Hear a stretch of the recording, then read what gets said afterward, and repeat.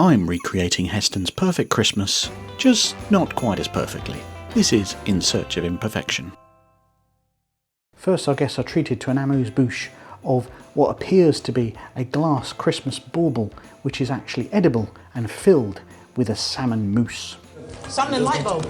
That is amazing. Now, there's no specific Heston recipe we can follow here. However, the idea of clear edible glass as a sugar decoration is quite well known, using liquid glucose as a setting agent. I've had a look around various blogs, you can find them here. Sugar glass.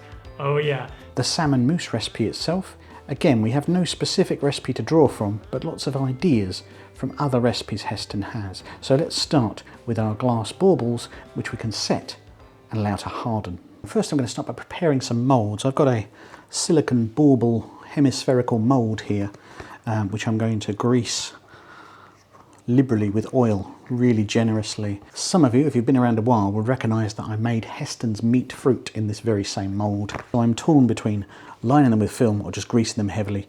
Let's try just greasing them very, very heavily.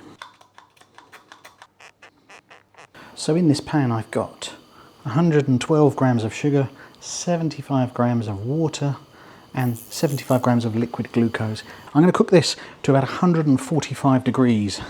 That's the stage where it should be able to retain its shape. I've got my thermometer ready to go. I'm not looking to rapidly boil this because I don't want lots of colour. What I want to do is retain a nice clear crystal appearance. And I'm checking with two different thermometers there, and I think we're at the right stage. I'm going to go slightly around the edge because I want it to form a complete sphere. It's going to be too thick around the middle, I can tell you that one for free.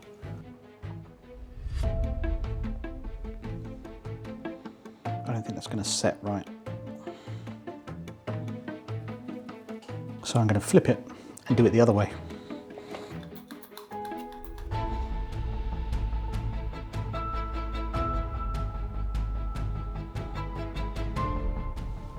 So I think pouring it on the back of the mould has been the way to go, but I'll need to get it out yet.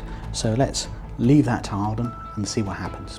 So while that sets, let's make the mousse. That's 50 grams of cream, 3 grams of salt, smoked salmon. I'm using trimmings here because it's super cheap and it's just a thing for a recipe where you're just going to whiz it up.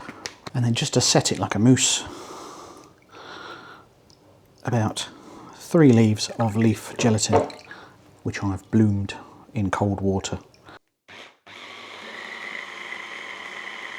And that's now got a beautiful cream colour, cream buff rose pink. I'm just going to force it through a sieve just to get a perfectly smooth puree, to get this perfect cream butter.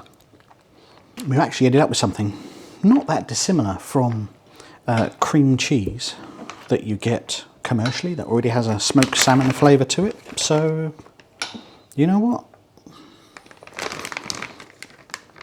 You could do that. I don't think anyone would know the difference. You save yourself a hell of a lot of time. You know, for all those people that are making salmon-filled sugar crystals. So after about 15 minutes or so, this was quite hard to touch, so let's lift it up. And that's quite fun. I've got a couple of holes in there, but it feels really thin. It's completely usable. I'll have to chip away at it. I don't know how that will work. Let's see how the stuff underneath did. Oh, you know what? I thought that was going to be a complete disaster, but it's just kind of sat to this baking tray. That's okay, because I consider this a write-off. But if you need to clean anything like this, by the way, just pour boiling water over it and leave it for 10 or 15 minutes and it will just melt down into a sugar solution. Now, I'm not a structural engineer, so I don't quite know how to get these off without shattering the entire dome.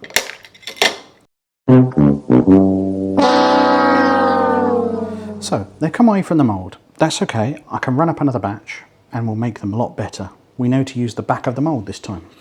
So after 3 separate attempts to cast this sugar mould, I think I've got my best set, which is this one here.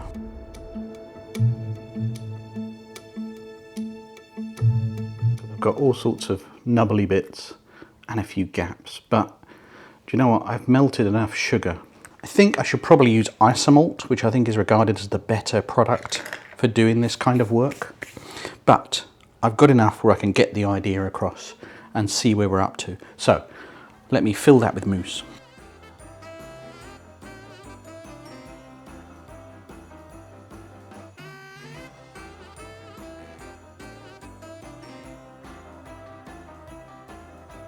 Now it's actually, because of the mould I've used, too large a portion. I know on the show they were sort of like single bites. Because it is an amuse-bouche after all, it's not a full course. Is it a perfect result? No, but I'm pleased with the processes I've gone through and understanding what goes into it. I think I would whip the mousse further to get a lighter, airier texture. You know, really beat it with kitchen beaters so that it really fluffed up. And obviously, sugar is what it is. And I've now got an absolute mountain of sugar that I need to melt down. Failed attempts. Let's get into it. I mean, that is quite fun. I imagine if you could colour that as well with food dye, and people would have no idea what's inside, particularly if you'd just done one semicircle on a plate. Yeah, the salmon mousse is really light, and whilst the bauble casing is sweet, it's really not a terrible combination. You think it would be, but it pairs off against the saltiness. I hope you enjoyed that. That was the first glimpse into the Heston Perfect Christmas. Subscribe to make sure you catch the next one.